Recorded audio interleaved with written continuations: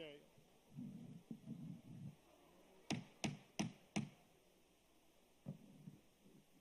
Good evening, everybody. Will everybody please take your seats? We're running a few minutes late here. I'd like to get moving here. Please take your seats. Can we turn up the microphone a little bit, please, for the moderator here? Can you hear me now? Nice and loud? All right, let me repeat. Please take your seats.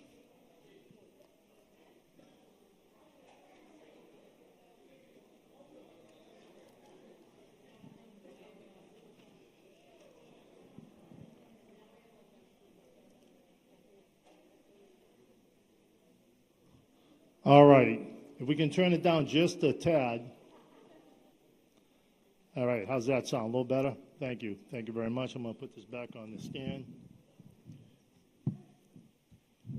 All right, good evening, everybody.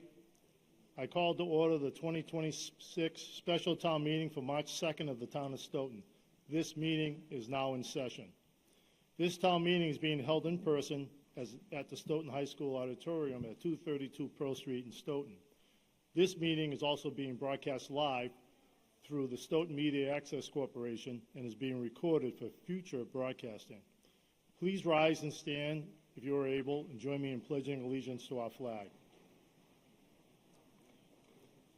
Where's the flag? There it is, off to our left.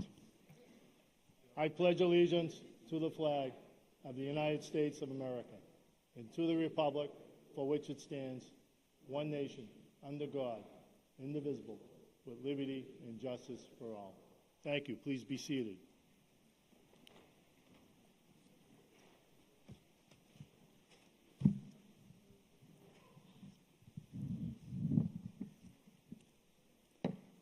All right, I thank all the town meeting reps for coming out this evening. And before we get into taking the count, how many town meeting reps are present, invite Town Manager Tom Calter to the podium. Mr. Calter.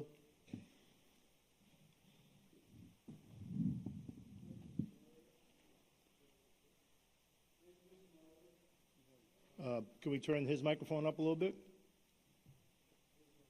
Is it on? Yes. Can you hear me?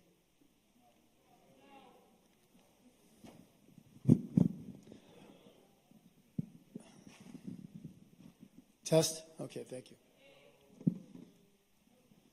Thank you, Mr. Moderator. And first of all, welcome everyone for coming at this very special town meeting. As you'll hear this evening, the three articles all have elements of a calendar associated with them. And that's why we had to push this forward to get this business done tonight so that very important projects can move forward. Before we begin, however, you're going to hear some great news this evening about a $1 million earmark that's going to come from the federal government. And I want everybody to know how that happens, because it doesn't happen by accident. We have a congressman in Stephen Lynch that is the most engaged politician I've ever known. I reached out to Steve over 2.5 years ago and said, look, we're going to convert this train station into a community center. I need $1 million. Can you help us out? And Steve said, well, first it was a little confusing. I was kind of into it for an hour before he realized it was the train station, because I never said it was the former train station. So once we cleared that up, it only took about 3 minutes, and Steve said, it's going to take a lot of work. The town's going to have to work very closely with me. You need to come here when we need you. You need to meet with the people that I need to convince, and together we can get this done. And I'm not going to steal Steve's thunder, but we are here this evening to ask for $985,000 to start the exterior of the community center next week, starting excavation. This new Steve may confuse you, because you'll say, why do we need $985 when Steve's given us $1 million? It's about the timing, and we'll figure out how to fix the funds at the end of the day. But with that, I'd like to introduce you person you know and very well, and I can tell you from my 13 years in the Mass legislature, there's no harder worker anywhere in Washington than the guy that works with the town of Stoughton every day, and I'm very grateful to him, Congressman Lynch. Would you mind, sir?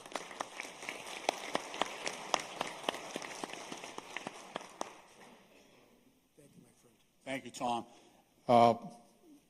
I know there are important items on the warrant, so I'll try to be really quick. I'm very grateful. Thank you, Bob, for allowing me the courtesy of making some brief remarks. For several years, as Tom laid out there, I didn't know it was 2.5. It seemed like 5 to me, but I did a couple of walkthroughs down at the train depot, and Tom and also members of the Board of Selectmen made a really compelling case about what we could do with that building.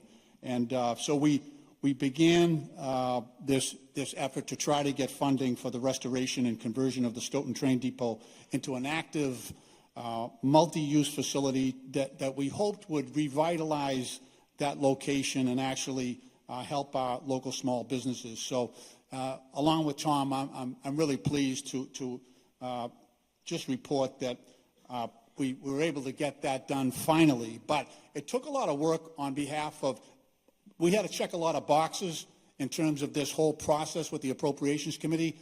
And if we didn't check all the boxes, you know, it would not have been successful. And I didn't have that information. Only the local, you know, the Board of Selectmen, the town manager, the state rep, the state senators, you know, they were the ones that really helped me along the way. So with a lot of work by a lot of people, but it was a partnership. I'm not taking all the credit here because it wouldn't have happened without local involvement. So I'm very grateful. But we did get $1 million in, they're called Federal Community Project Funding. It's an earmark.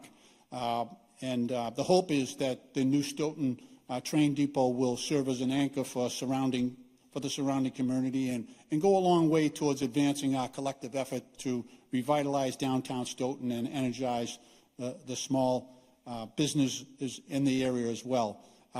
This funding follows the $11 million in total federal funding through the American Rescue Plan and the other Jobs and Infrastructure Act that we pushed a lot of federal money out of the after the COVID-19 pandemic. So we're going to continue to have conversations. We will expedite that money, but we're not known for our speed in Washington. Dear God, sometimes things take longer than we had expected.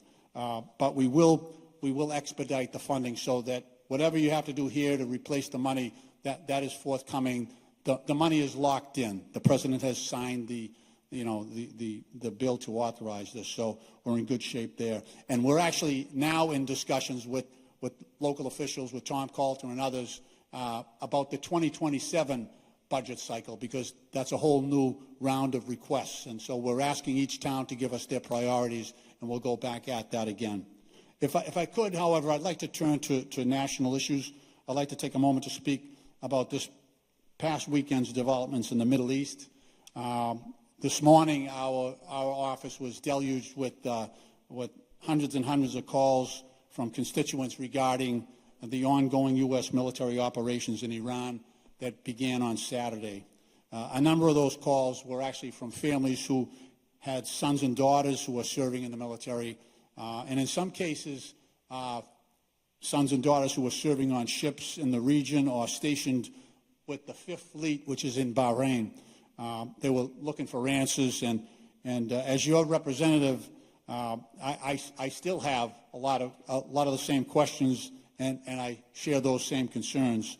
The attacks were announced by the White House at 2:30 in the morning on Saturday. That's the first time I heard of it, and many members of Congress heard of it.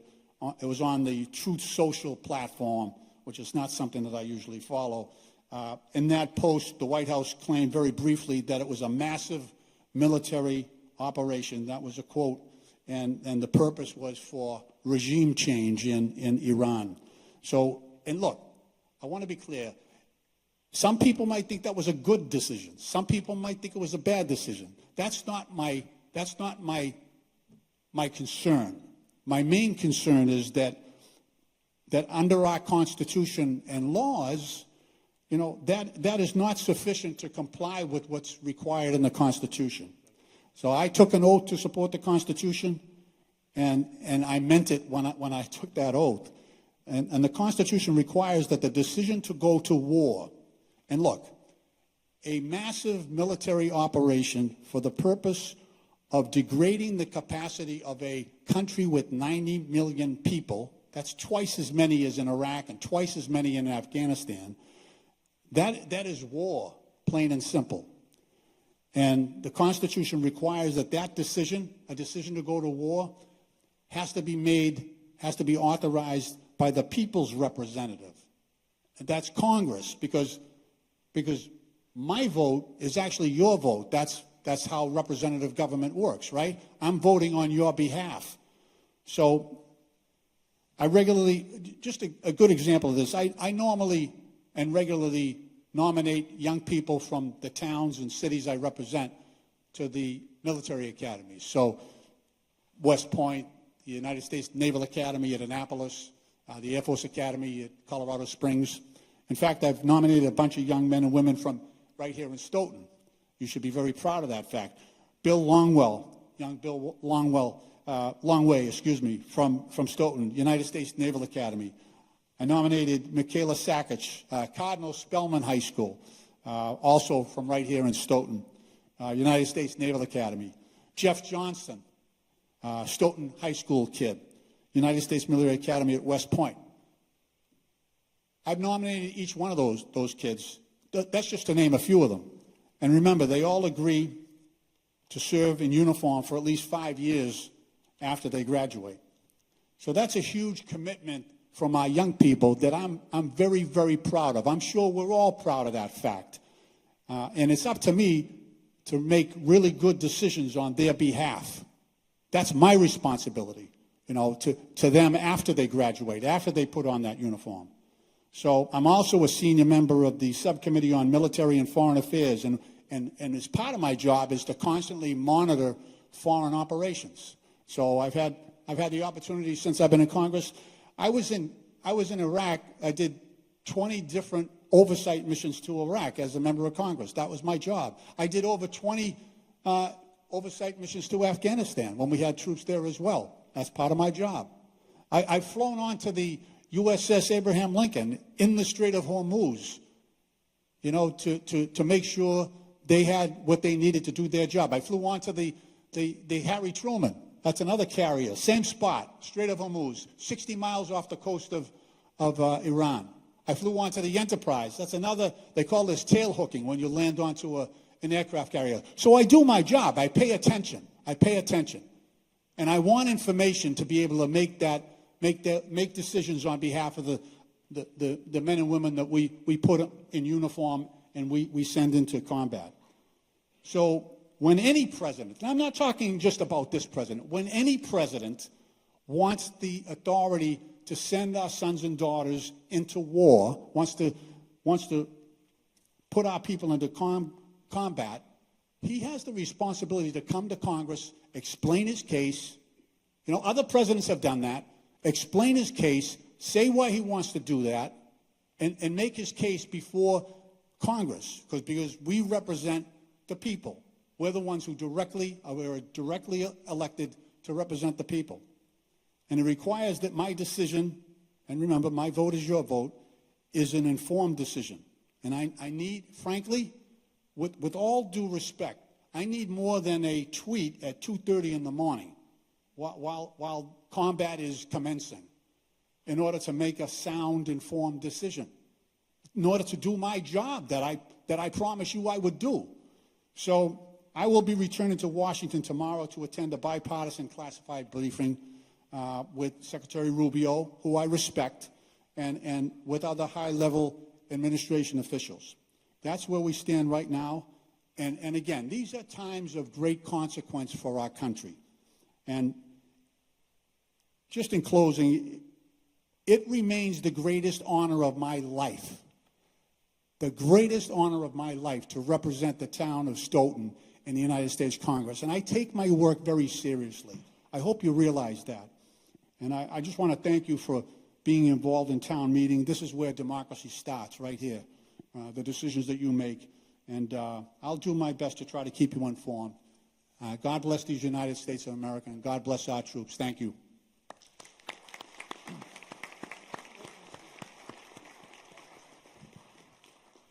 Thank you, Congressman Lynch, and thank you for coming out to Stoughton to our special town meeting. All right. Next up, I invite Police Chief Donna McNamara to the podium for some remarks.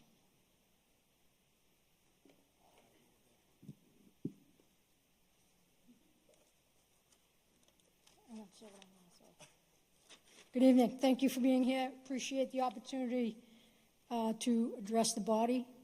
I'm here today to thank town meeting for the vote that they gave our department 2 years ago in May of 2024 when they voted to support us leaving civil service. If this body didn't take that step, some of the people that we are going to introduce in a few minutes would not be able to have been hired by our department due to the constraints of civil service. So I thought it would be an opportunity for us to thank this body for a moment and briefly introduce the men that we hired over the last year. We have hired 14 people to become police officers. Many of them, 5 of them, came as lateral transfers. What that means is they were already certified as police officers in the state of Massachusetts or became quickly certified from another state. They did not have to go to a 5-month academy. We already got them with the training behind them and then did field training with them. And the others that you'll see tonight, they were recruited by our department, by the men and women of the Stoughton Police Department, who took our exam that we offered 1 year ago, where we had 73 people to come take an exam, an entrance exam for a police officer position just for the town of Stoughton.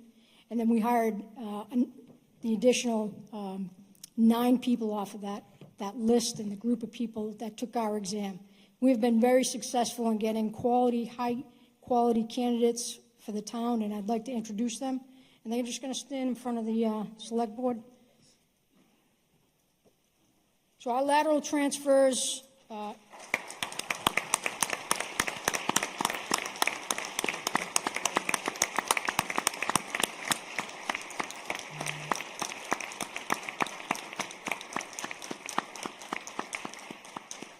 so as I call off the names of the officers that are on the lateral transfer, just take a step forward and wave to the town meeting body.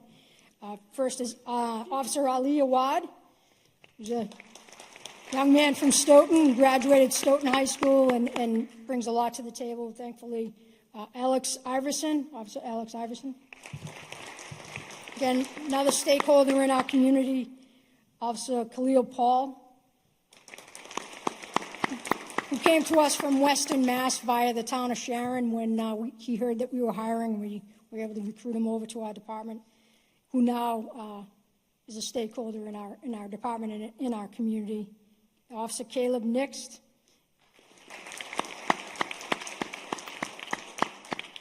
And Officer Michael Beatty. Again, all 5 of them were lateral transfers, came with experience, and did not have to attend the academy. The next group of new hires all were vetted through our department and attended the academy. Kyle Doolin, Officer Nicholas Doucette, Officer Oscar Estrada, Officer Robert Smith, Officer Ryan Stover, and Officer Samuel Withington. We have 3 candidates that are in the academy right now and will be graduating the end of this month that are coming from the Plymouth Academy, and 4 more in the Randolph Academy. And that will, in about 18 months, we will have hired every vacant position in the department. And that is thanks to the vote that you all gave us and the confidence in our hiring policies and processes to hire good quality candidates for the town of Stoughton. So thank you.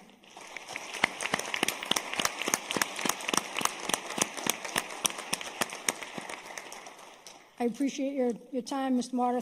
Thank you, and thank you to town meeting. Thank you very much, Chief McNamara.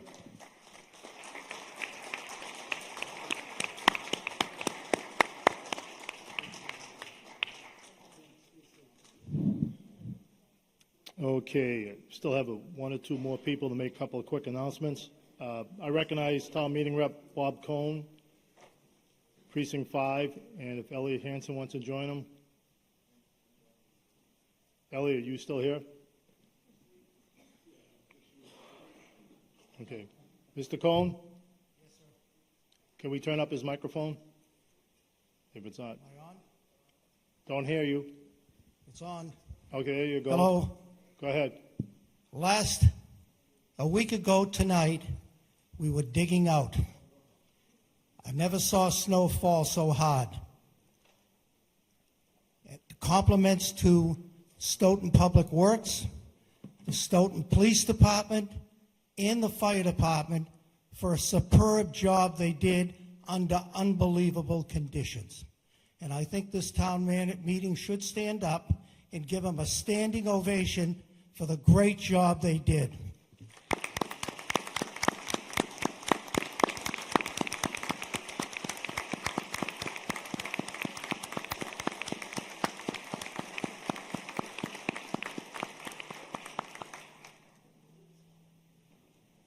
Thank you, Mr. Cohn. Those are like one of the briefest remarks you ever made, but thank you very much. Appreciate that. Mr. Hanson, do you have some brief remarks? Oh, I'll be very brief. I wanted to thank the Microphone's not loud enough. I want to thank the police department and the ambulance for coming up and saving my daughter the other day, and the DPW for making them sidewalks you can walk on without blowing the snow in my driveway. They did a great job. Thank you.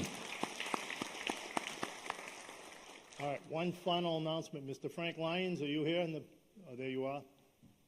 Town Meeting Rep Frank Lyons. Brief remarks, please.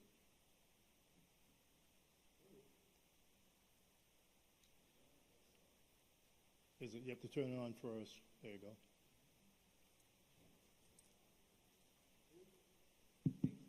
There you go. Hello? Hello.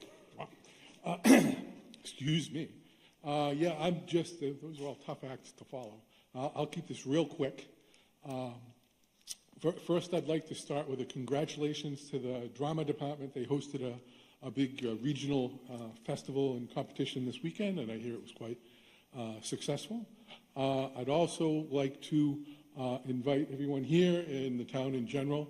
Tomorrow there is the Massachusetts Association of Jazz Educators is having a festival here at Stoughton High.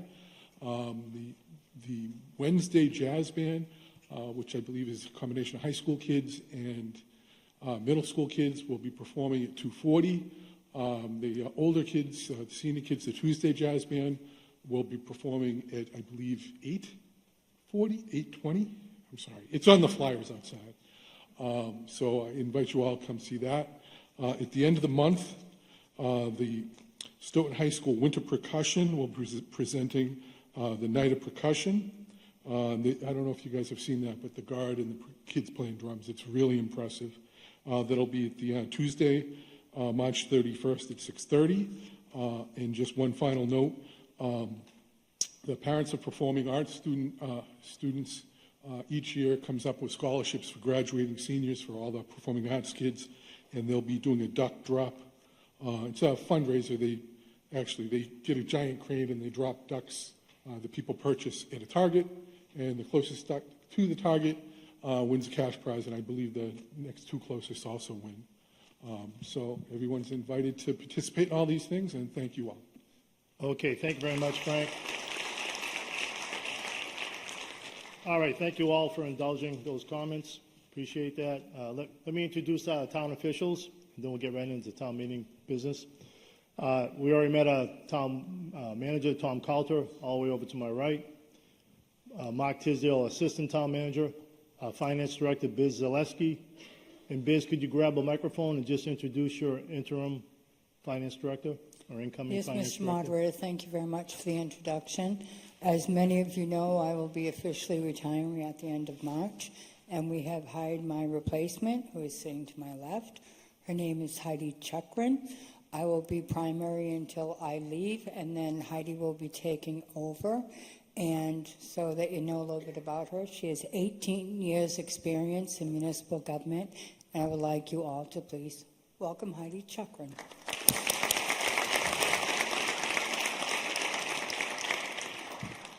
Thank you, Biz, and welcome, Heidi. Next up down the table here on my right, your left, Select Board Member Lou Gito, Steve Cavey, our chairperson of the Select Board, Deborah Roberts, our vice chair, Scott Carrara, member of the Select Board, our town council, Brian Winter. To your right, my left, Susie Gross from the clerk's office, Reggie Kawakowski, town clerk, Michael Moore from the clerk's office. And also, if you have any problems with your clicker this evening, see Michael. He's sitting up there so everybody can watch him and see him. Carmel Drews, Deputy Moderator and Precinct 5 Chair. Becca Moxton, Vice Chair of the Finance Committee. And Carolyn Campbell, Chair of the Finance Committee. And then we have some people from the school department. We have, I don't know if, I assume Chris Shannon is in the audience somewhere? No? All right, I see Armando Barboza, Vice Chair. I see Dr. Joseph Bayetta, our Superintendent of the Stoughton Schools, and Julie Miller, Principal of the Stoughton High School that we're all sitting in. And did I miss anybody from the school committee that's out here?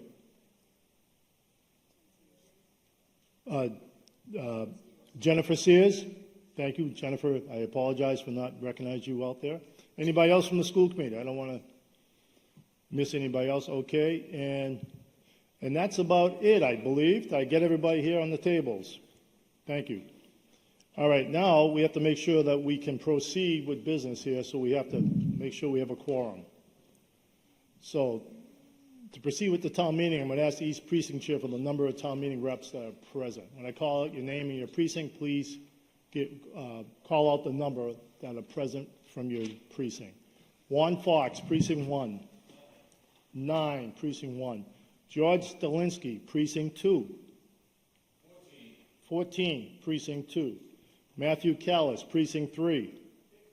15, Matt Callis, Precinct 3, thank you. Julie Gito, Precinct 4. 16, Precinct 4. Jess Minor, Precinct 5. 10, Precinct 5. Bob Kirby, Precinct 6. 13 from Precinct 6. Diane Dolan, Precinct 7. 13 from Precinct 7. And David Sheehan, Pat Yanikoski sitting in for David Sheehan, Precinct 8. 10, Precinct 8. All right, okay, let's just take a moment for the town clerks to add up. All right, it's our lucky night. We have 100 town meeting reps sitting here, so we have enough to proceed with our town meeting business. Quorum is 85, correct? So we have enough. First order of business, before we do the procedural motions, we're going to just test our clickers. Again, Michael Moore is here to help you with your clickers. The clickers are older. I think they're going on about 10 years. So be a little patient with them. You might have to press the button a little bit. Are we ready? Okay, go ahead and test your clickers. 1, 2, or 3, whichever option you want.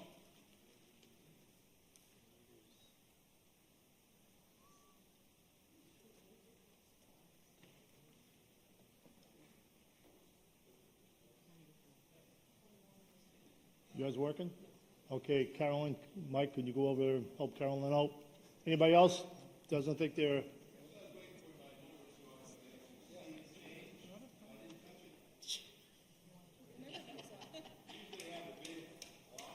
You want to use your microphone if you're going to go on for an elaborate explanation? All right, you want to do this one more time, Reggie? Okay. One moment, please.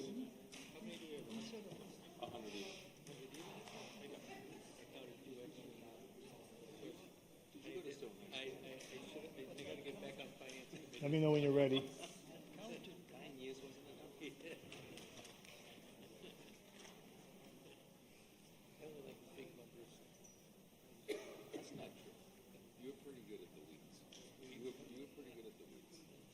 There's only 85 and I count.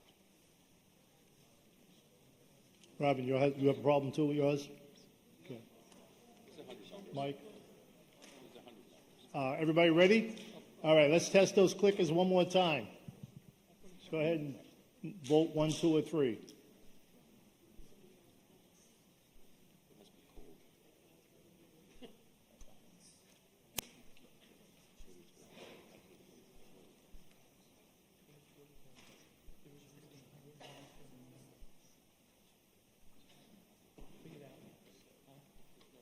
I don't do math.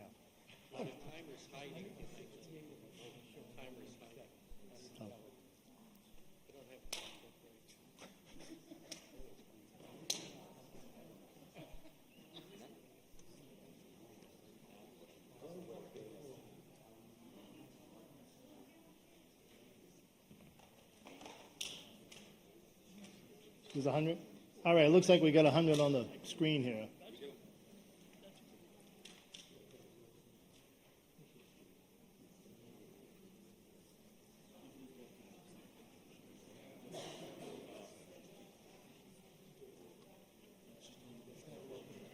Okay, I think we're good. We're going to proceed.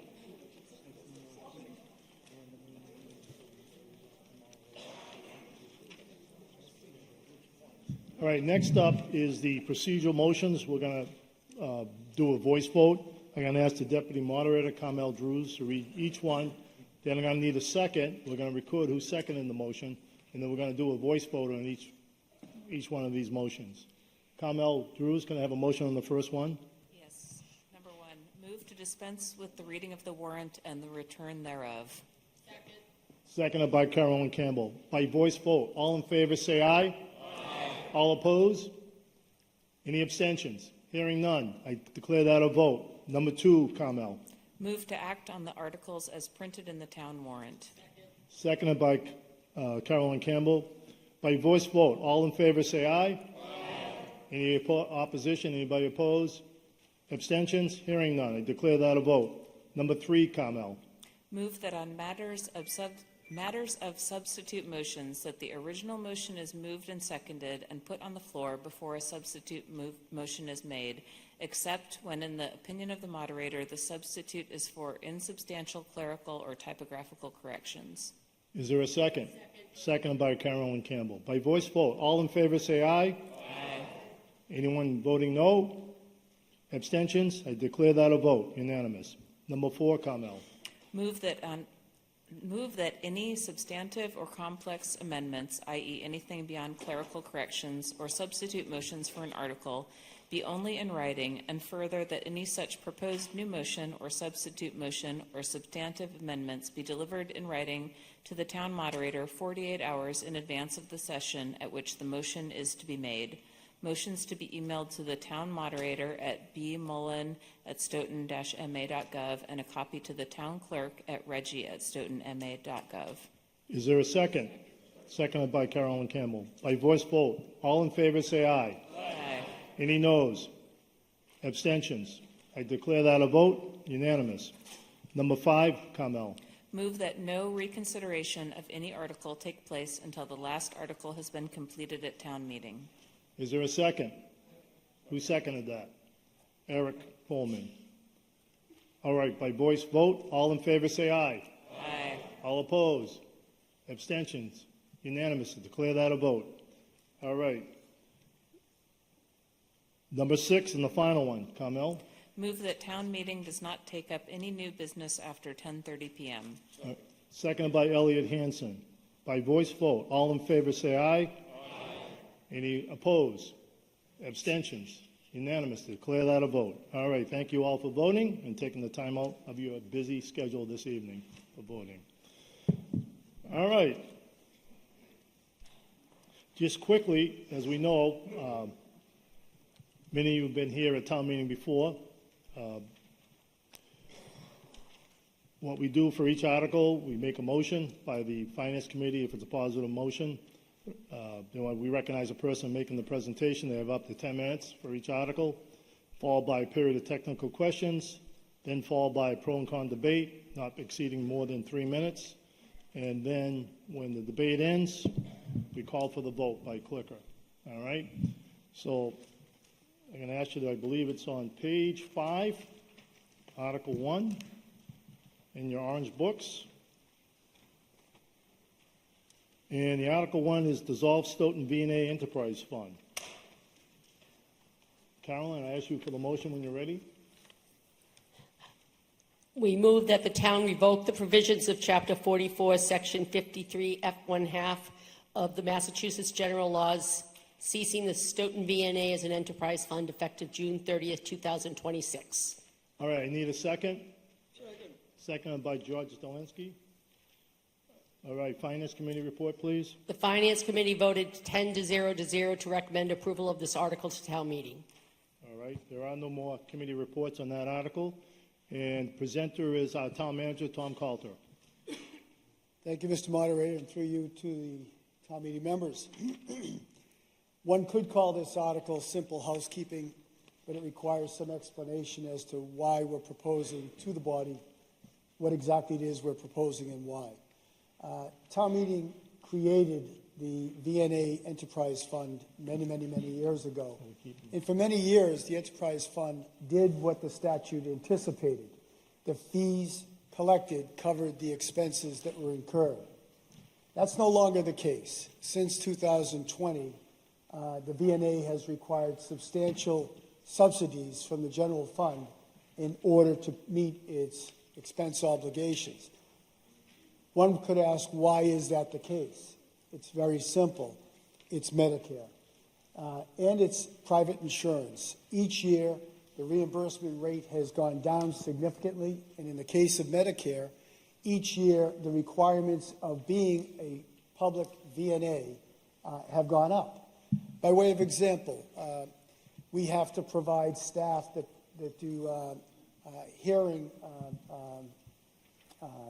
provide hearing aid services, provide vocational services, provide occupational services, physical therapy. We only served 94 citizens in Stoughton last year, and very few of them wanted services other than nursing services.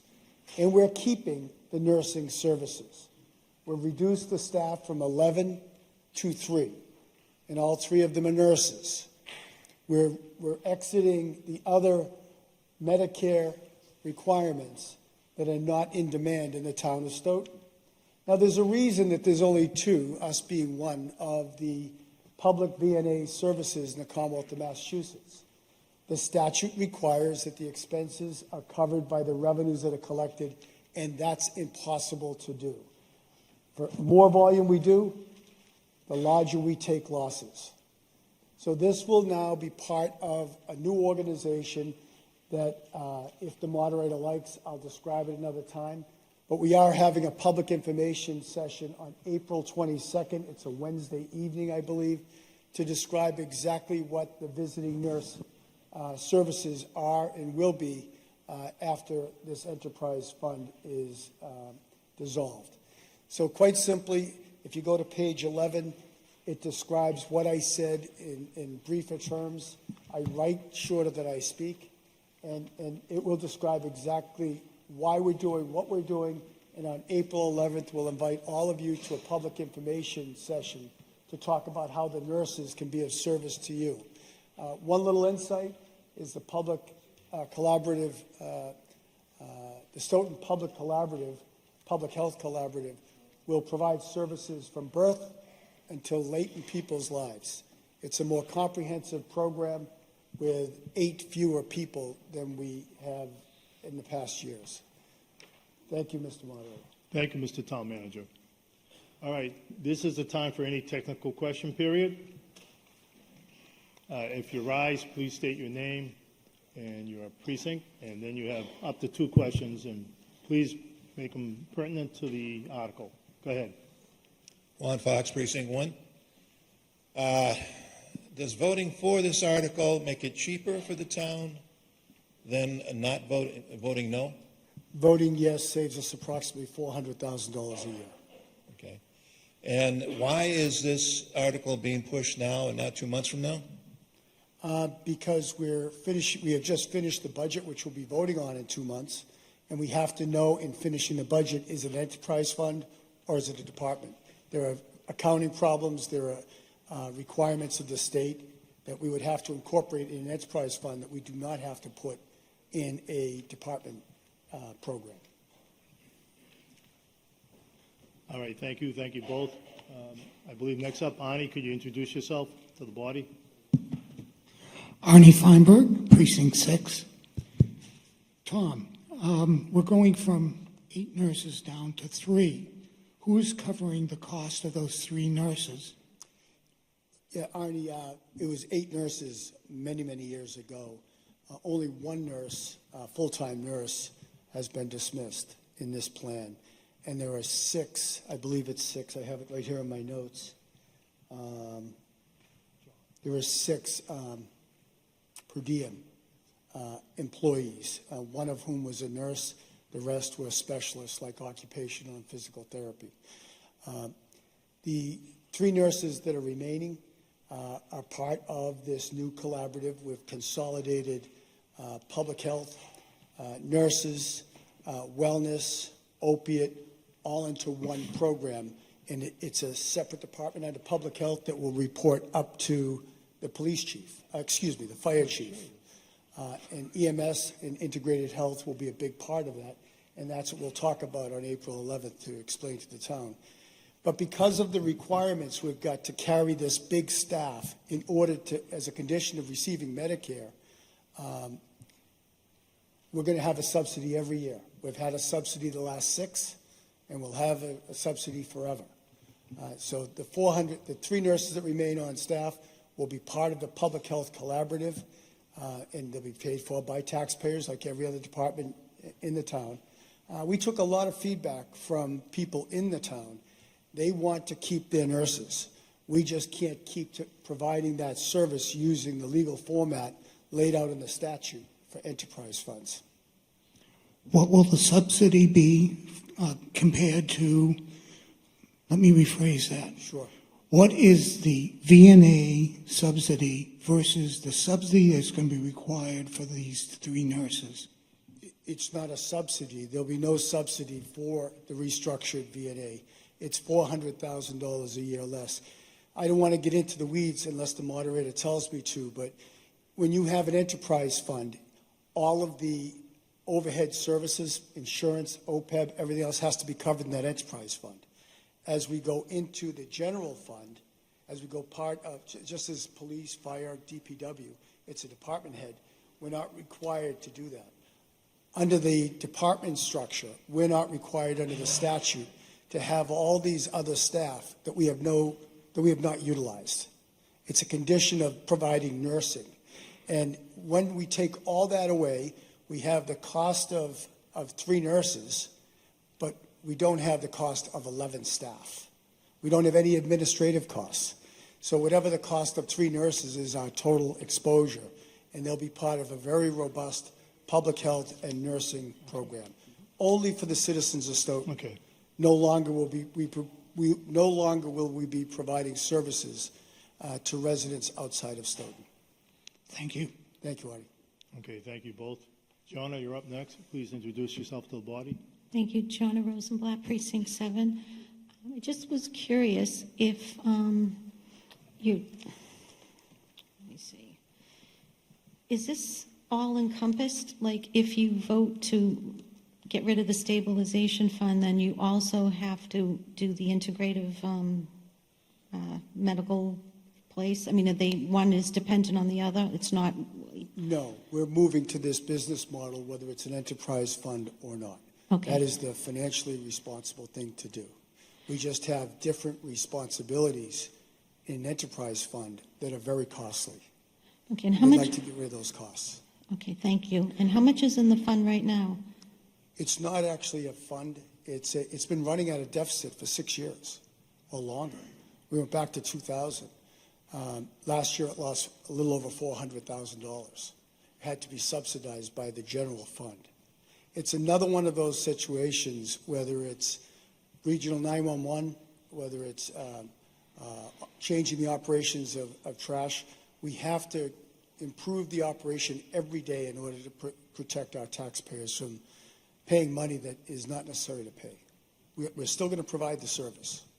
Okay, so you're getting rid of it because you had Medicaid? Jonna, you already had 2 questions. Okay. Thank you.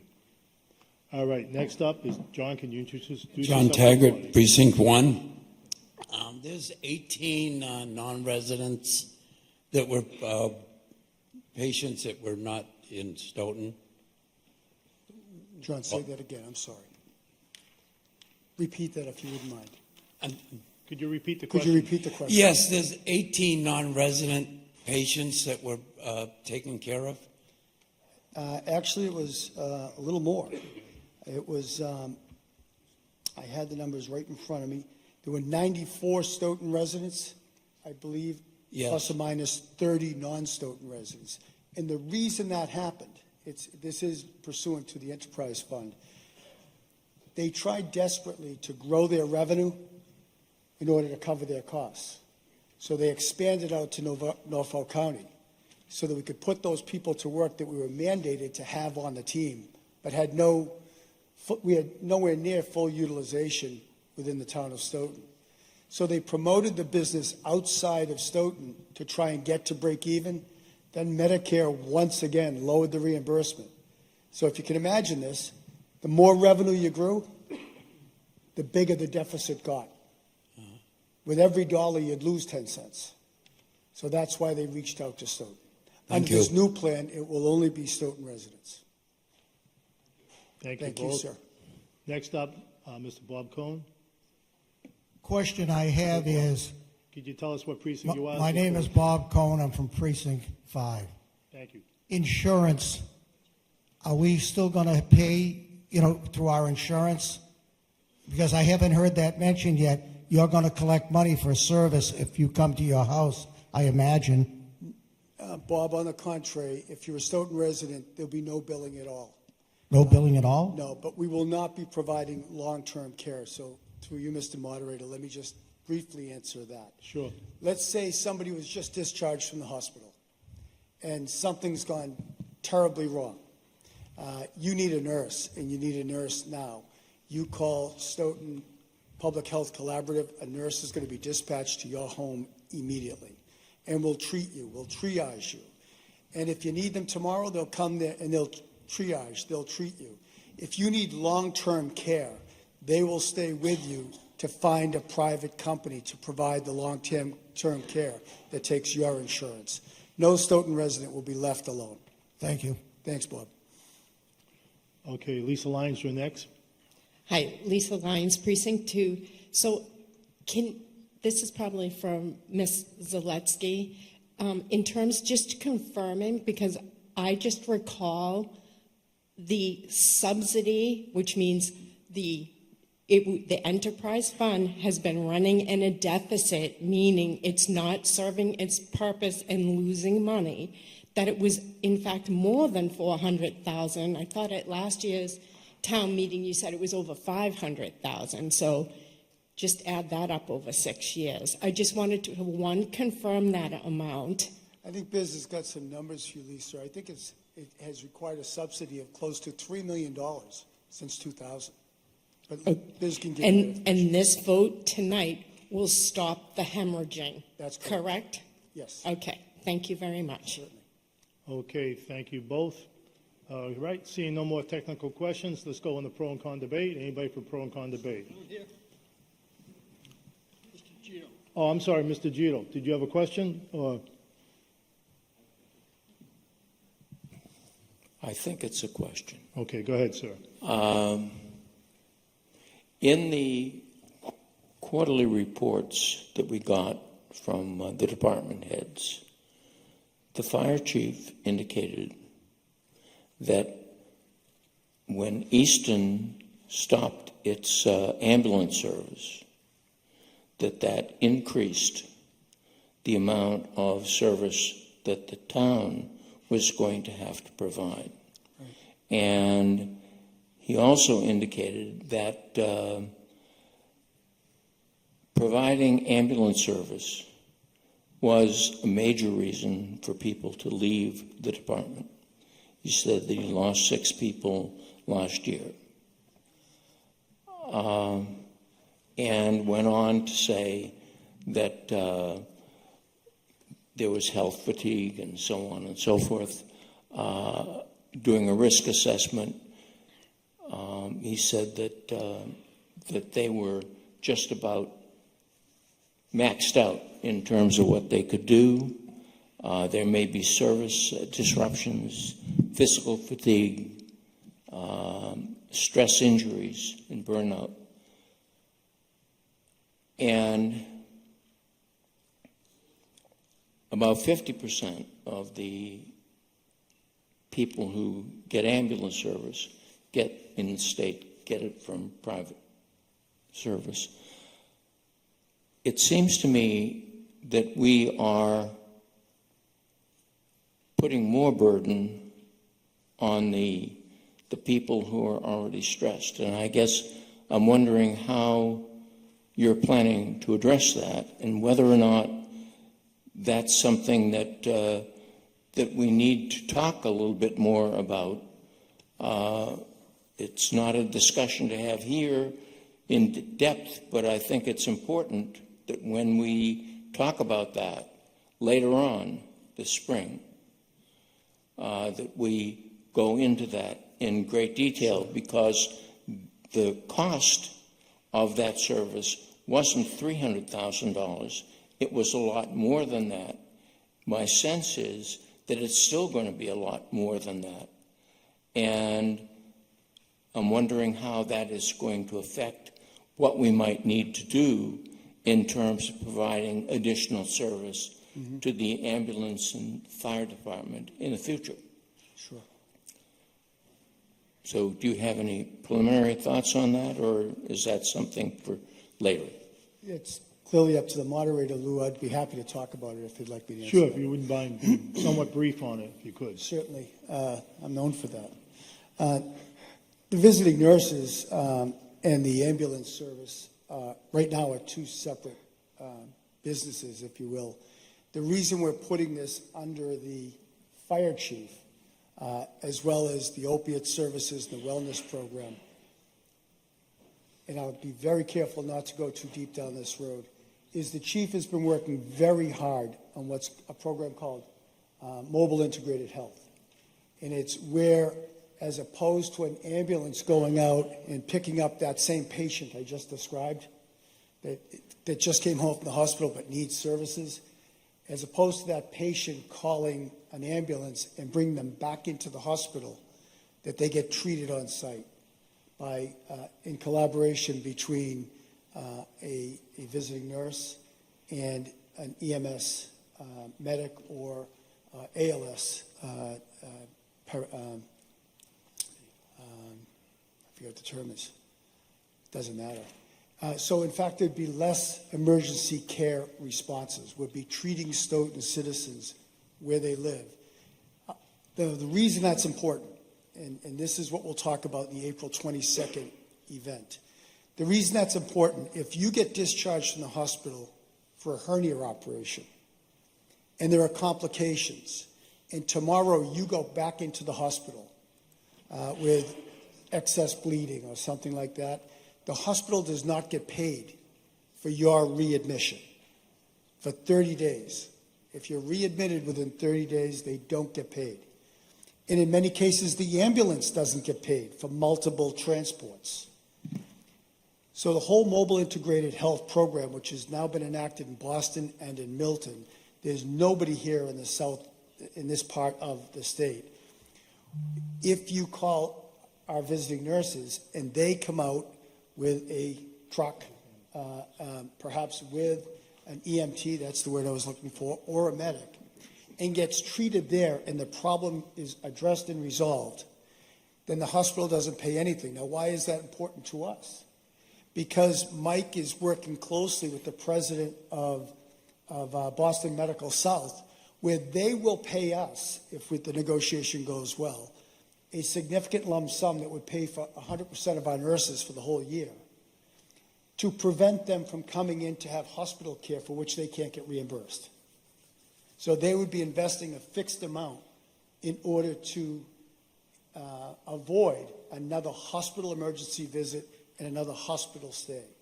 And our nurses are very capable, they're all back there, and we're very proud of them, of triaging a lot of issues that do not require hospitalization or emergency transport.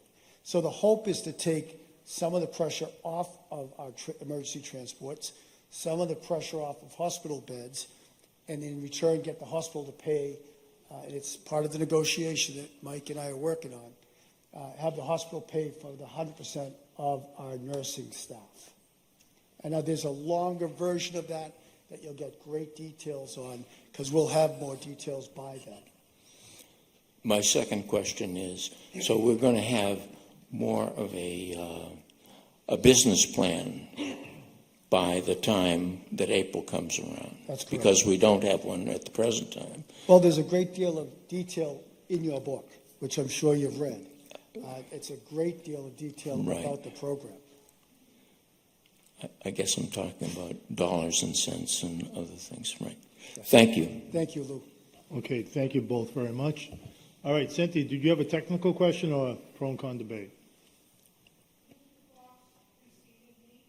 Okay, pro and con. Okay. Mr. Fox, can you take the microphone and introduce yourself again? Juan Fox, Precinct 1. My focus on a lot of stuff in town meeting is whether our taxes are going up. And anything that decreases the cost of the town government is good by me. So I'm going to vote for this. But I do have a problem with it being brought forth 2 months before a regular town meeting. Whatever the scheduling is, the fact that it's happening now and we have to have the cost of this and the cost of printing out the materials and all these people being here,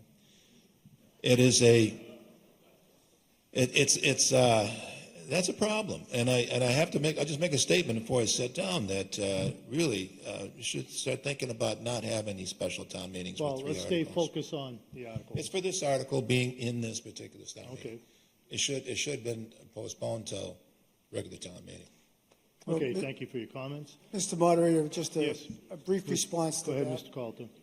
We've heard Mr. Fox many times, and one of the previous speakers, Ms. Lyons, many times, about protecting the taxpayers. This, as Lisa said, stops the bleeding. I think that's what I've heard people want me to do, and that's why we're doing it. We've already written the budget for fiscal 27. Do we plug into that a $400,000, $500,000 subsidy that the taxpayers pay, or do we stop the bleeding? That was the sense of urgency. I was hoping you appreciate that. Point of order. David Lurie, Precinct 6. What's your point of Mr. order? Moderator, through you, the tradition that we've had, and we've been pretty consistent with, and I just want to make sure we maintain, is that when you do question and answer, that's when you engage with the petitioner. When you get to the pro and con debate, everybody through town meeting gets to do that, and then the petitioner has the privilege of being able to close out the entire article with a comment. It shouldn't be pro and con debate directly with the I petitioner. think, I just wanted to, Okay. that's my point. I think we should leave it up to the moderator's call on that, because I gave him a little point of personal privilege. Yeah, I'm going to go to Cynthia, but thank you for your comment. Cynthia Walsh, go ahead. Identify yourself. Cynthia Walsh, Precinct 3. Through my frozen lips, I move the question. All right, who seconded that? Scott Carrara? Okay. I don't, Mr. Calton, do you want to make a summary? Very quick summary? Move the question. All right, sounds good to me. All right, this is the cutoff debate. If the body feels you want to stop the debate, vote yes. If you don't, vote no. This is the cutoff debate. We're going to do by voice vote, okay? All in favor of the cutoff debate, say aye. Aye. All opposed? Okay, any abstentions? Hearing none. All right, cutoff debate. No, I'd rather do this on the clicker. All right. Thank you for your comments. I'm getting commentated from everybody here. All right, on Article 1, are we ready? You have a point of information? Could you please rise to the microphone? Identify yourself to the body and state your point of information.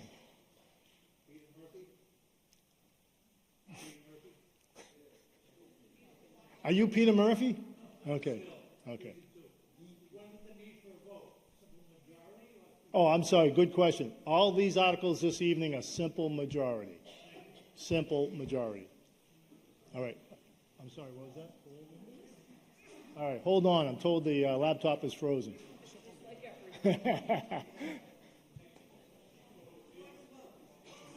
We might have to go to a voice vote, but hang on a minute, please.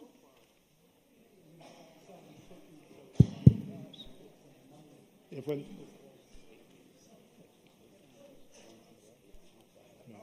It's okay if we take these voice votes, right? Okay, we'll go through a voice vote. This is on Article 1. Thank you for your help, Scott Carrara. But are we good? I think we're good. Okay, vote 1, 2, or 3. Yes, no, or abstention. Vote now.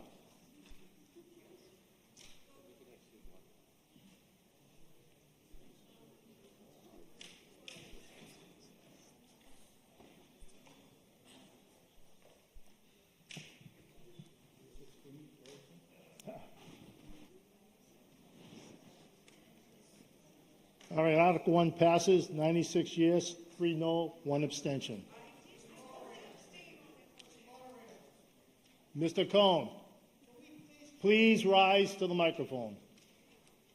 Because the TV people can't hear you and the people around the room cannot hear you. Since we have the visiting nurses here, do you think you could turn the heat up so we don't get sick? It's freezing in here. The beef is outside on the tractors. We don't need them in here now. Turn the heat up. You're out of order. Thank you very much. All right, thank you. All right. Is there any way we can get the heat up in this place? Mr. Yes, the heat has been turned up. Okay. All right. I feel the heat coming on already. They won't believe me anyways. All right, let's turn to the next page, page 6. Article 2, which is transfer of funds to South Elementary School project to reduce borrowing. Could I have the motion, Carolyn, please? I move that the town transfer $3,303,590 from the high school project to the South Elementary School project to reduce the borrowing needed for the South School Elementary School project. Who seconded that? Peter Murphy, seconded by Peter Murphy. Can I have the Finance Committee report, please? The Finance Committee voted 10-0 to recommend approval of this article to town meeting. Thank you, Carolyn. Presenter is Mr. Tom Coulter. Is it going to be Biz on this one? Okay. No problem. Finance Director Elizabeth Zelensky. No end. Anyway, through you to the body, is that the borrowing that we received from the high school project, we finally got in the final payment, which is $3,303,590. With that funding, we can only use that reimbursement funding as another like project. As we have the new South School coming up, we are making the recommendation that this $3,300,000 be transferred into the South School, and as defined in Article 2, is to reduce the borrowing.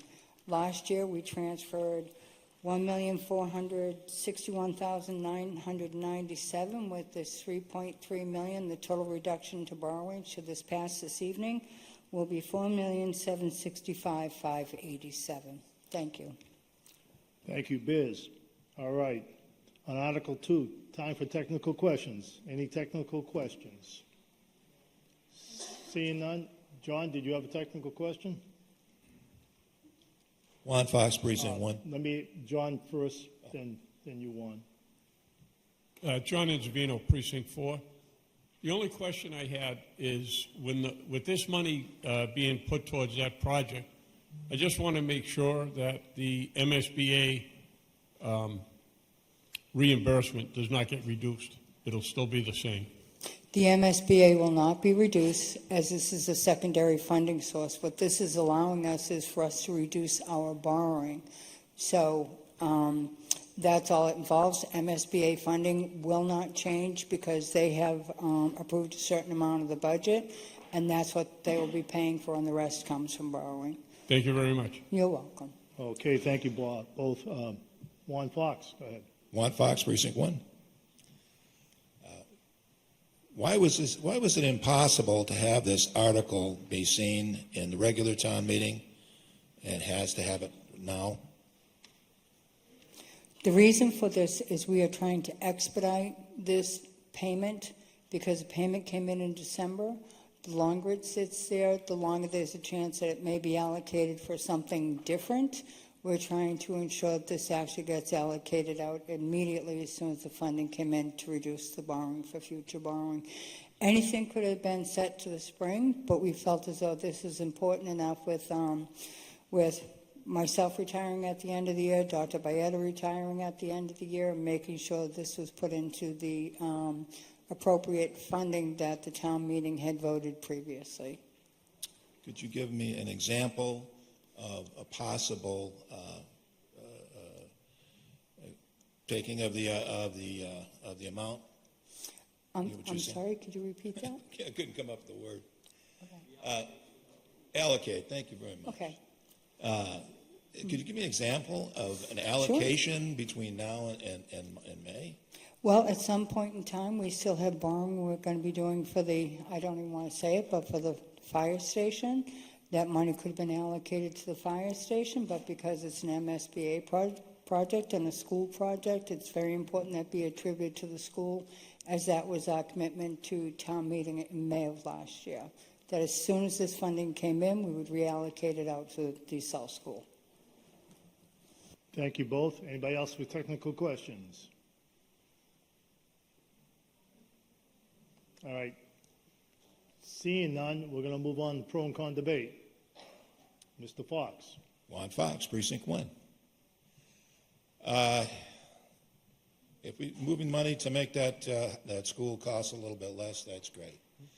But once again, I don't know if I can understand why the allocation would come without town meeting telling them where they allocate it. We're doing this now to allocate it.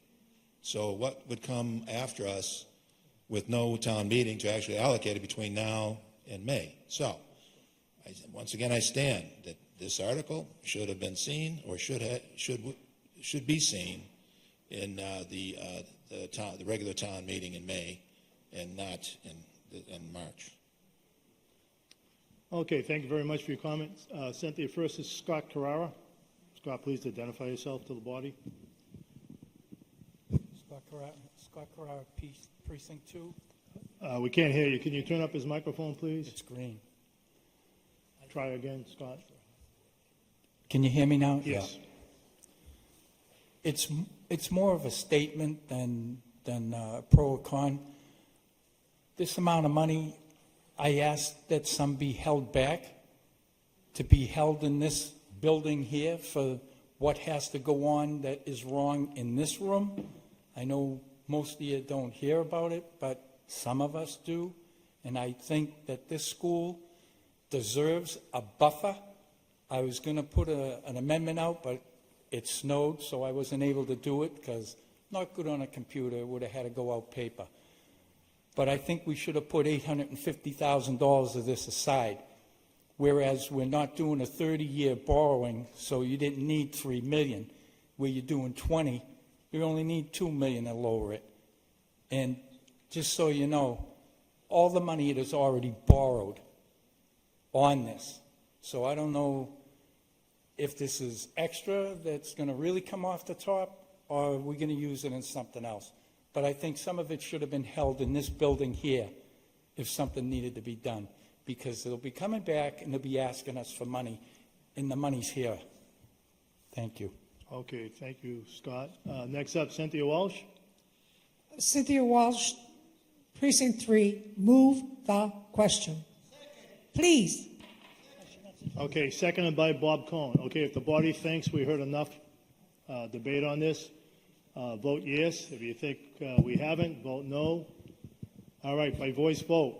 This is the cutoff debate. By all those in favor of the cutoff debate, say aye. Aye. All those opposed? No. I think the ayes have it. Any abstentions? We should call for abstentions. Hearing none.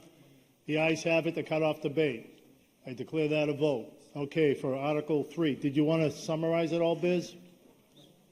Nope? Okay. This is for Article 2. Are we ready to vote? Okay. Once it comes up on the screen, please vote. It's, go ahead and vote, please. We're good?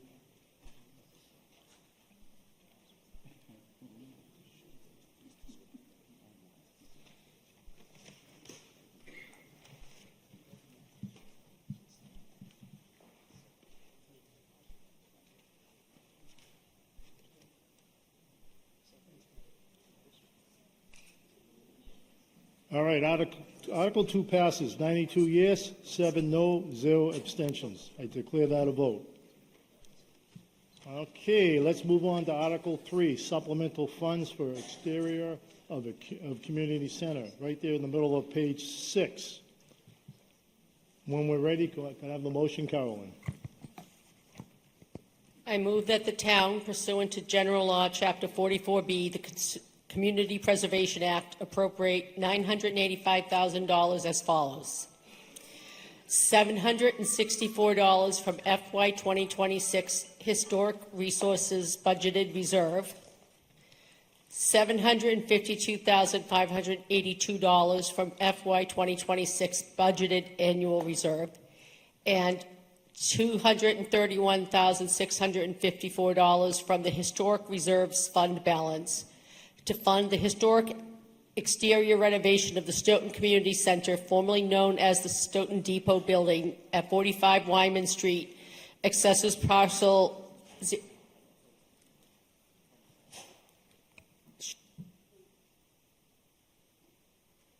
Assessors Parcel 054-442, said renovation to include exterior trim, painting, landscaping, expansion of ADA parking, new public seating areas, a courtyard event space, and new planters, and all related costs, including but not limited to professional services such as historic preservation, design, planning, and environmental testing, and the cost of construction and other necessary repairs within the scope of the project as required, as well as the acquisition of materials necessary to ensure the architectural and historic integrity of the building, and further, to authorize and instruct appropriate town officials to undertake any steps necessary to comply with the provisions of General Law, Chapter 44B, including specifically the submission, approval, and recording of a historical preservation restriction and any requirements of the Massachusetts Historical Commission and the Stoughton Historical Commission. Second. Seconded by Elliot Hansen. Thank you for reading all that, Carolyn. Thank you, Elliot, for the second. Finance Committee report, Carolyn, when you get a moment. The Finance Committee voted 9-1 to 0 to recommend approval of this article to town meeting. And on the bottom of page 6, the Community Preservation Committee report, I'll just read that. Voted 7-0 to recommend a town meeting with conditions as stated in the last sentence of the article. Voted 7-0 to recommend funding this article in FY 2026. The presenter, I believe, is Biz or Barry Kassler. Go ahead, please identify yourself, Barry. Yep, I'm Barry Kassler. I'm the Program Administrator for the Community Preservation Committee. And as was just said, the Community Preservation Committee voted to recommend this article unanimously. I don't know how many of you were there. I assume a lot of you were there on Saturday to see the building as I was there. Very impressive. That was done with funds both from the state and from the Community Preservation Fund to renovate the inside, and the results were just spectacular. This article that you have in front of you today is to renovate the exterior. And I'm hoping that, and I expect that that will be just as impressive as the inside. And I hope you support the article. Okay, thank you. Mr. Paul Chiffone, did you want to make a few comments? Sure, thank you, Mr. Moderator. Paul Jaffoon, Public Works Facilities. Up on the screen we're going to show a couple present day current pictures, and then we'll show some renderings of, what we hope the finished product will be. So right here's the Wyman Street south elevation, so you can see the front of the building. If you scroll back up, Reg, if you could. you notice the, where it says Stoughton and some of that plaster and trim have to be reworked and repainted. That will all be included within the scope of this project. So if you can scroll down. This is before, this is current, and then this is what we hope to see in the future. So if you notice, there's a wrought iron fence with some plantings behind it. The entire building will be secured with the fence.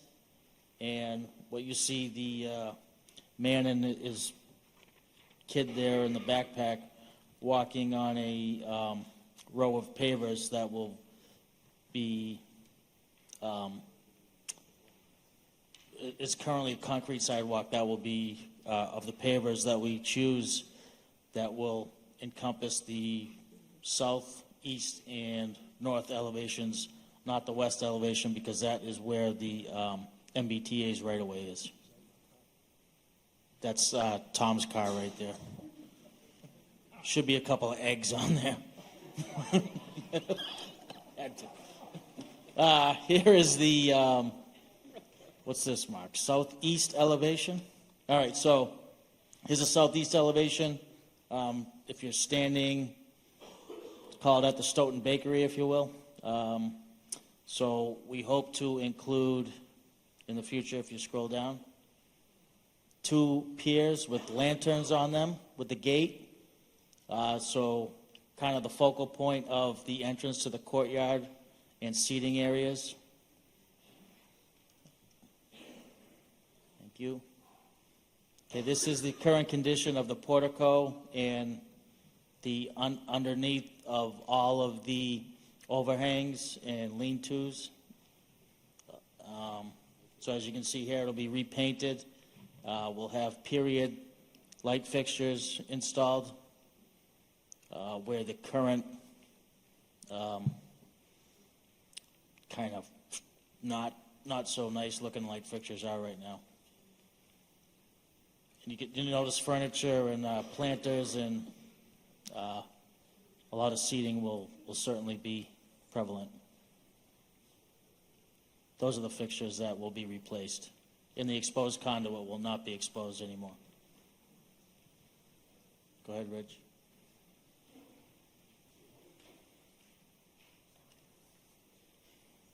And that's what we hope is the finished product. Okay, this is the ADA accessible entrance and egress. Right now, there's a ramp there that will go away when we regrade the sidewalk in the courtyard with the pavers. Will be flush. Will be a slight ramp, but it will, when we bring the curb up on the exterior of the pavers at the curb line, we'll make it more flat and gradual and accessible, ADA compliant.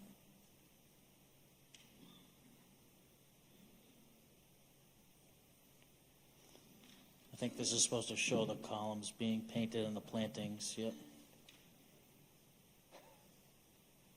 So we're going to move the accessible parking spaces. I believe right now they're closer to the tracks, but right now to make all the grading work and the accessibility with the loading and unloading zones, if you see that hatched area, we have to move the handicap parking there. So you come in there in the courtyard, and then to get inside the building, you go back down where the parking spaces aren't marked handicap into the building that we just showed on the previous slide. So this was kind of our way of, not just talking about it, but actually showing you what the finished product is going to look like. Be happy to answer any questions. I have Julie Goodwin here as the landscape architect. She can answer any landscaping plantings questions. I cannot. Okay, thank you, Paul. All right, time for technical questions. Anybody for technical questions? Mr. Fox, could you restate your name again? Juan Fox, Precinct 1. When the $1 million comes in from the feds, will the CPC be reimbursed for that $985,000? I'll turn any financial questions over to Biz and/or Mr. Coulter. One, the answer is yes, absolutely. As I spoke to the congressman earlier, though, we have to figure out exactly how to do that. Let me tell you why. If we got an earmark from the Commonwealth of Massachusetts, you can't take the earmark to pay back money already spent. With the U.S. government, it's a little different. So we've got to take great care to make sure that when we take this money and do this work, so it's done for June 13th, and then we get the $1 million from the feds, the objective is to pay it back, put it back into the town coffers. We just got to make sure we dot all the I's and cross all the T's. All that $1 million will go back to them. And which town coffers would that be? Stoughton town coffers. I mean, in relationship to the CPC funds. Oh, I'm so sorry. You're 100% right. Back to the CPC funds. Thank you. Okay, thank you both. Next up is Elliot Hansen. One quick couple of questions here. What When precinct? you said I'm sorry? Precinct, could you just announce? Oh, the precinct? sorry, Elliot Hansen, Precinct 1. Thank you. You said the ramps there, you were going to bring them up so there were virtually no ramps for the handicap. I was a little concerned when you said that because I'm afraid water will get in there with some kind of a slope would be, I think, preferable so the water doesn't get inside to that place. The other question I had is, I had made the clock faces on that and fixed the clock a long time ago. Is that interior work or is that exterior work, or some of each? Yeah, we will use any excess funds. I can't hear you. We'll use any excess funds that we do have to work on that clock. Okay, thank you. I must say the interior of that is just dazzling. Thank you, Elliot. Thank you. You had your two questions. I appreciate it. Keep going. You can come back, I'll Elliot. save that for the comment. Yes, you can come back. Next up, I have Armando Barboza. Please identify yourself. Armando Barbosa, Precinct 4. I was just wondering if it's even possible to get something that we can install there, since the major movie was filmed in there, Little Women. Some memorabilia that can really show off the fact that it had some history with the movie. Thank you very much for your comment. Okay. First Piper, then you, Steve. I just wanted to make a comment about. Sure. Okay, go ahead. Regarding that, actually, I believe on the windows on the inside. Are you able to hear? Okay. Inside where the ticket counter is, has some notes there. Where it's like the ticket counter where it says tickets and there's a pointer. Those are actually decals that were left from the film. So there is a little bit of memorabilia within the building itself. Thank you, Steve. Okay. Next up, Piper, can you identify yourself to the body? Piper Slonsky, Precinct 7. Question about the pavers and accessibility. I love all the effort and attention that's being given to accessibility with this project. It looks gorgeous. Pavers, sometimes, in my experience, if you go into Boston, some neighborhoods, over time, they can become more inaccessible based on the ground shifting, ice getting in, shifting the pavers can be a challenge for people with wheelchairs or who are blind if the ground becomes uneven underneath them. Some bricks get out of place. Just wondering if there's, depending on how it's being installed, or if it's just being any consideration given to the long-term accessibility of the pavers. Of course, like anything, especially the last few years, we've tried to really maintain buildings, grounds, anything that we can, like we normally should. An important thing to note is that ourselves, the DPW, will be doing all the sub-base for the pavers, so the compaction and all the testing and proper drainage will be installed. We can watch it firsthand and supervise it firsthand, so that's certainly going to be as well done as any professional team can do. And then the paver installer will certainly have his or her grading plan to go by, and the, not the sub base, but the sand that it will sit on and will be inside, in between the pavers too, will certainly be tested and inspected. Thank you very much. Thank you very much. Next up is Tony Souza. Antonio Souza, Precinct 3. First of all, I visited the place on Saturday. It looked great. The only question I have is the main door is going to be the ADA compliance door? I'm sorry, was the question, is the main door the ADA compliant door? It's going to be the compliance door. The ADA compliant door is on the back side of the building where the ADA handicap parking is. What size is that going to be? I'm sorry. I'm sorry. What side? Right. Is it going to be the main entrance from Wyman Street, or is it going to be from the parking lot side? From the parking lot side where the handicap parking is. Okay. No, my question is that I notice is the main entrance door open inwards. And I think it's a concern of mine. If something ever happens and people trying to get out and open the door inwards, I think is a problem. And being inspected, being part of my life forever, that's something I noticed. Tony, you make a great point, and we wanted that to turn out, and we had an exit sign over it, and the fire department, when they inspected it, had us take the exit sign down for that very reason, because it opens in. Unfortunately, because of the age of the building, we couldn't change it. There's also a little seam in there that someone pointed out that you can see the sunlight. We tried desperately to weather strip that. We were able to do the other doors, but not that one. So next week, there's a sign company coming in to label the inside of the door that says swings in. So when you go to open it, you'll see it. We figured that out the other day as people were trying to exit. So okay, thank you. You make a good point. Thank you. All right, thank you both. Next up, John, can you identify yourself? John Taggett, Precinct 1. I understand we're not responsible for the whole area between the track and the parking lot side to the right. How much of that are we responsible for and how much are we not? Sure. Do you know what the dimensions are of that? We own right up to where the pad is that people wait for the train, and MBTA owns the balance. Joe McCrisky and I spoke with the governor's office last week. So that's like 8 feet? It's about 8 feet on that side. We spoke to the governor's office last week. They've agreed to completely redo that platform and the overhang so it looks as nice as the building looks. But we own a very small portion of, what side is that, the west? The west, that was a guess. The west side. I see. Very small piece. Okay, thank you so much. And while you're on it, they own all the lighting as well. Mm-hmm. The MBTA pays for all the lighting in the place. So we're negotiating with them right now. We're putting in double or triple the amount of lighting. I'm pretty sure they're going to agree, as long as it goes on when people come home at night, that they'll pay the electric bill on that.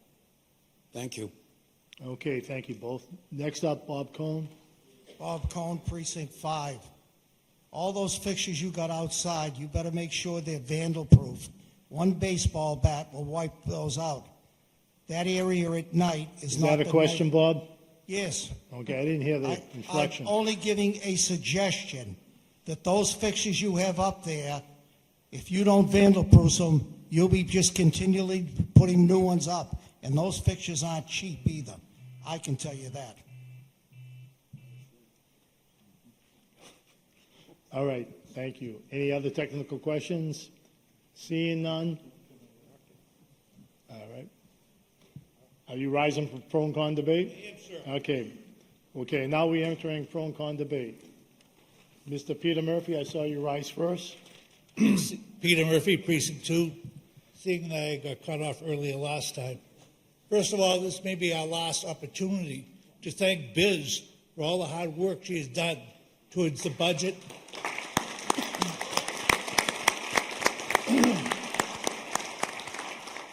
Thank you for the work, and thanks for the money that you brought back to the town. Thanks.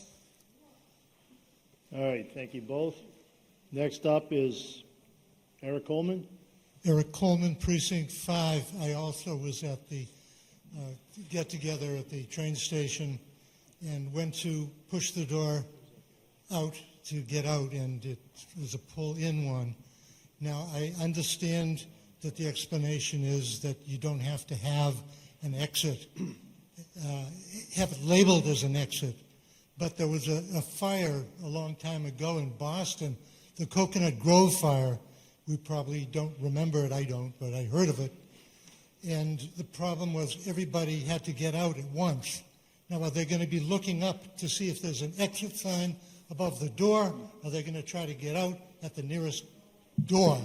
So I think that's a problem. I heard the explanation that it's hard to do or impossible to take care of, but it is a very, very much of a concern for me, and it should be for us as well. All right, thank you for your comments. Next up is Juan Fox.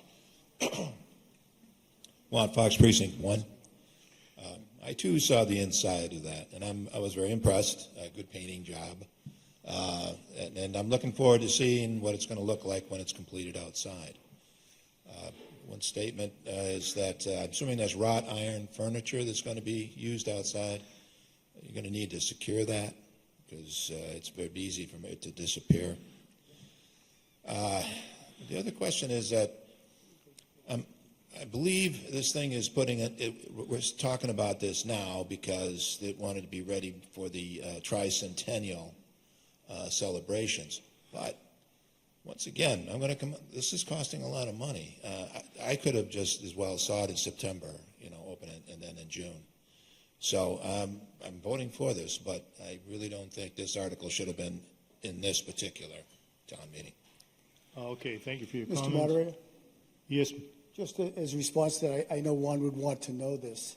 We would have loved to have bid out the whole project at the same time, so we could have got it done earlier and get it funded earlier, but we didn't have the resources. And without the resources, procurement law 30B says you can't put something out to bid that you don't already have the money allocated for. So that's why we asked the federal government for $1 million to see if we could get the outside, and then we asked CPC, hoping one of them would come through. Never imagined they'd both come through. But it was a matter of time. You can't put something out for bid where money has not been authorized yet. But I understand your frustration, Ron. I do. Okay, thank you, Tom. Next up is Elliot Hansen. Elliot Hansen, Precinct 1, still. Now can I thank them for the job you did in the interior? I got married there in 8/8 of 88, and I must say, it's too bad it didn't look like that way back when. You did just a fantastic job. The exterior, and you did mention maintenance, and all the work that the DPW did on that is just, there are no words really to describe that. I suspect when that building was first opened, it didn't look that good.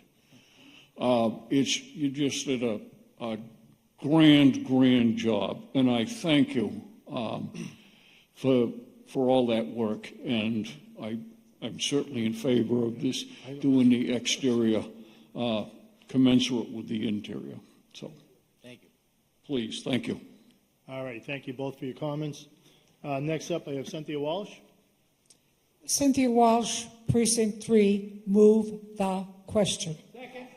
Second by Scott Carrara. Again, if the body wants to cut off debate, you vote yes. If you don't want to cut off debate, you vote no. All right, by voice vote. All those in favor of the cut off debate, say aye. Aye. All those opposed? No. Okay, any abstentions? I declare the ayes have it. All right, so do you want to do a quick summary? I don't think it's necessary, but I don't want to do a summary. What I do want to thank everyone for showing up on Saturday. I failed to do that at the beginning, but it's very important, and it was a great showing, great turnout. We appreciate the support from the CPC, and hopefully we can make you proud with the exterior. all right, thank you for your comments. Okay, this is, again, as I said before, these are all simple majority. All right, are we ready to vote? Please vote 1, 2, or 3, yes, no, or abstain. Vote now.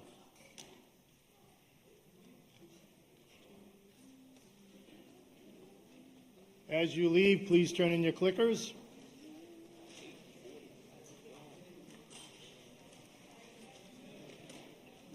we still need to dissolve the town meeting before you leave.